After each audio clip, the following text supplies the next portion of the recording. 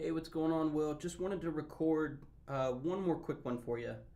Um, the next few videos we'll probably continue on with the digital transition stuff, but I just wanted to take a few moments to just give you a peek into kind of part of my workflow to just kind of give you a better idea. You know, you and I had talked about Mel not really having an idea what my workflow's like. You and I are privy. You're privy to a lot of the things that I'm working on, but still, the things that you're aware of are all what you might call front end.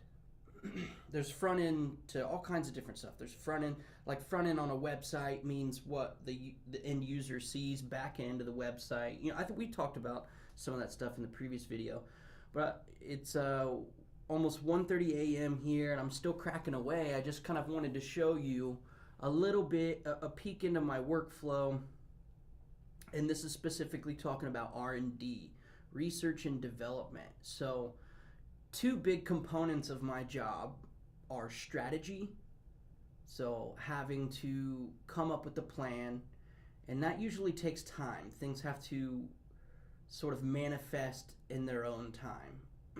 You know, ideas, you can't force an idea and just like come up with an answer for something right away. You can't just come up with a plan right away, you know.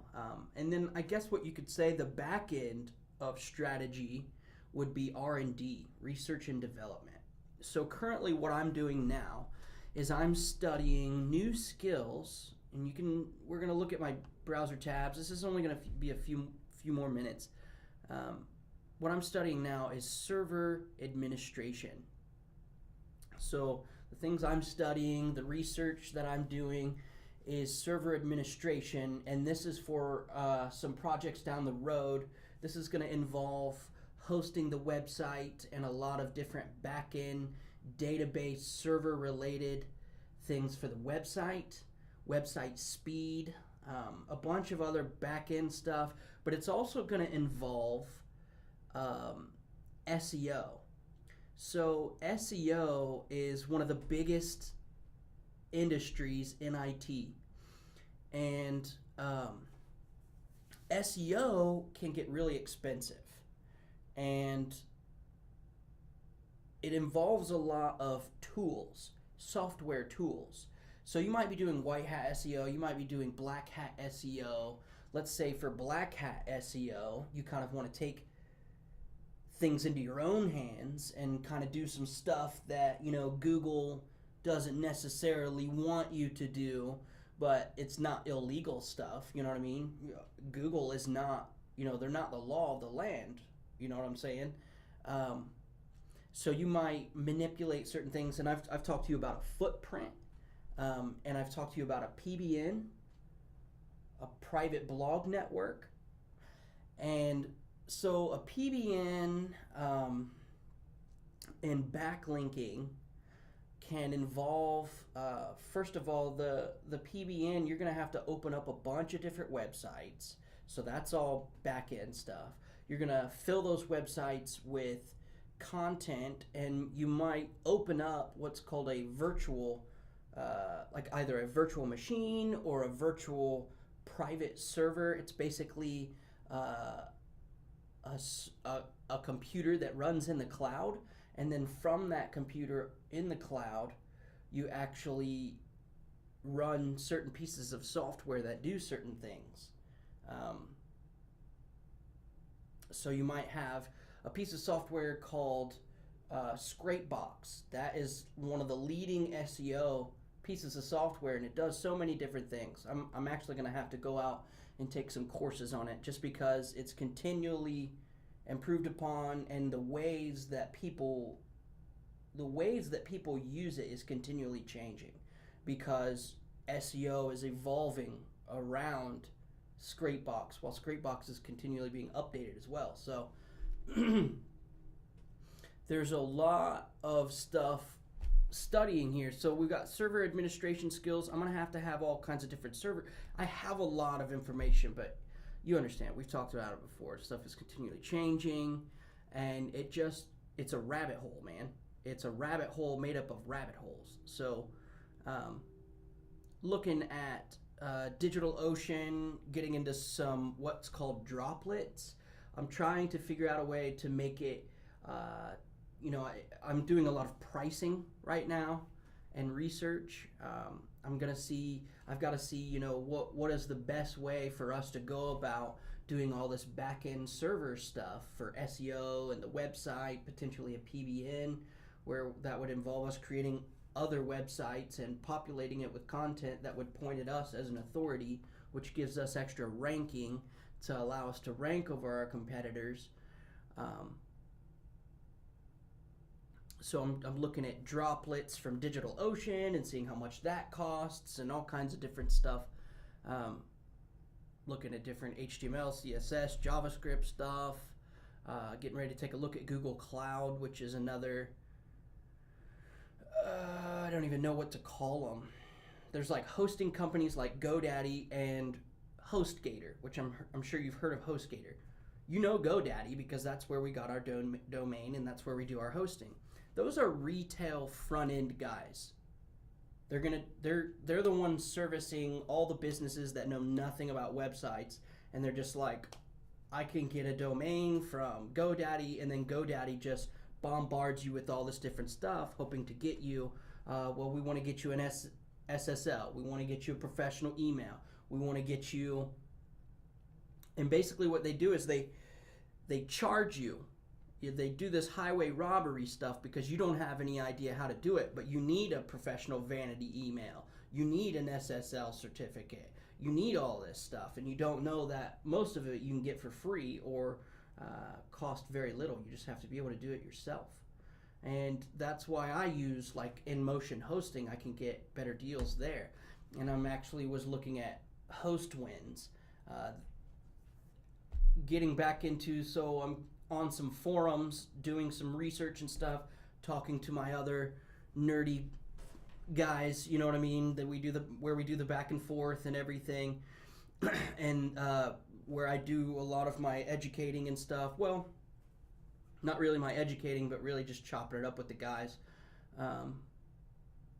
When I started with you, I used to go there and ask for specific answers. There was like one or two questions. I can't even remember what it was, but it was some stuff that I wasn't familiar with. There's always stuff I'm not familiar with. It's always going to be that way. But they have some special deals you can get with HostWinds. And then companies like DigitalOcean, which is a company I'm looking at now, they supersede. So you've got HostGator and GoDaddy. That's like your retail. And then you've got InMotion and HostWinds. That's like your wholesale. And then AWS and Azure.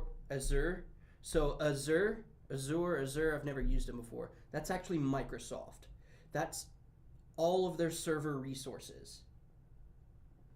And you also have AWS, which is Amazon. And I think Google Cloud is grouped in with those guys. Those guys are like manufacturers. Think of them as General Motors, right? You've got General Motors, then you've got some wholesale auto guys, and then you've got retail. Well, DigitalOcean is a company that I'm looking at now. They're kind of like manufacturers,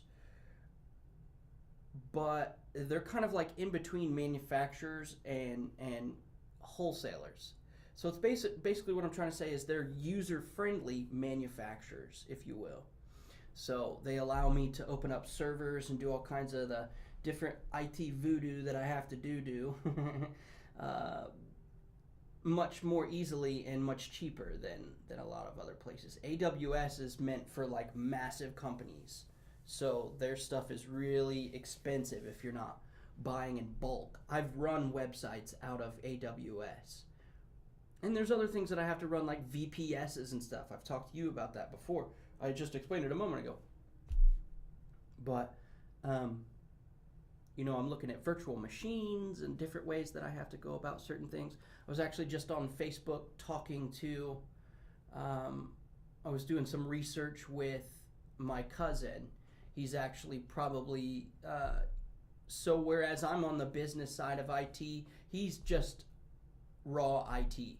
So he works at the it was funny, I was explaining to you how website speed works, and basically your web browser makes a request to the nearest node, server node, and it shoots through a bunch of other server nodes to get down to like Texas, and it shoots out that server node to make requests where the files are actually stored on that server physically down in Texas, right? These files are stored in Texas and we're pulling them up in Indiana. Depending on where the servers that the website is built on is. He is actually an engineer that works on those base servers, like in this hypothetical example, the server in Texas. So HostGator, their servers are in Texas.